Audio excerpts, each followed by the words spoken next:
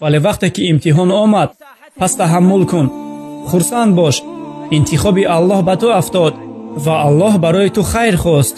туро бо ҳамсарат имтиҳон мекунанд, туро бо фарзандонат имтиҳон мекунанд, туро ҳатто бо худат имтиҳон мекунанд. имтиҳони ту ба дороият ва наздикони дӯстдорат дахл дошта метавонад. туро бо саломатият имтиҳон мекунанд. ту дар аввал саломат будӣ ва ногаҳ беморӣ фарӯ расид, баъди бардамӣ заифӣ фарӯ расид, баъди ҷавонӣ пиронсолӣ фарӯ расид. дар аввал завҷат туро дӯст медошт, ҳоло бошад ӯ ба ту нафрат дорад. ин имтиҳон аст. дар аввал фарзандат аз гапи ту намебаромад, ҳоло бошад ӯ туро нофармонӣ мекунад. ин имтиҳон ва мусибат аст. ту дар аввал бойгарӣ зиёд доштӣ, ҳоло бошад аз чандин нафар қарздорӣ. ин имтиҳон аст ва ин ҳама раҳмати Аллоҳ азза ва ҷал мебошад.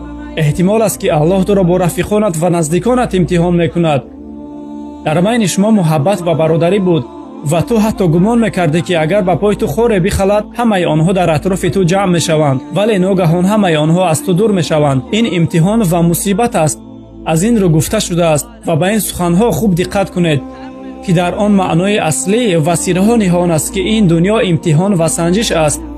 ҳатто агар он ба дӯсти наздик ё рафиқат рабт дошта бошад ки баҳри ӯ тамоми ҳаётатро сарф кардӣ.